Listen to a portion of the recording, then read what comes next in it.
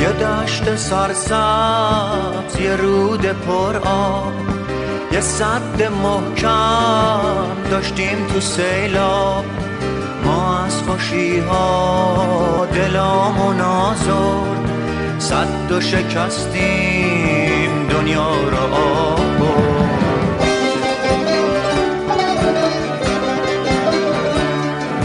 حالا از اون در و دشت چیزی نمونده باقی، انگار از این میخونه 100 سال رفت ساقی. حالا غم ما قده دریاست، جایی که باید دل به دریا زد همین جاست. نه کار ایناست نه کار اوناست، از این و اون نیست، از ماست که بر ما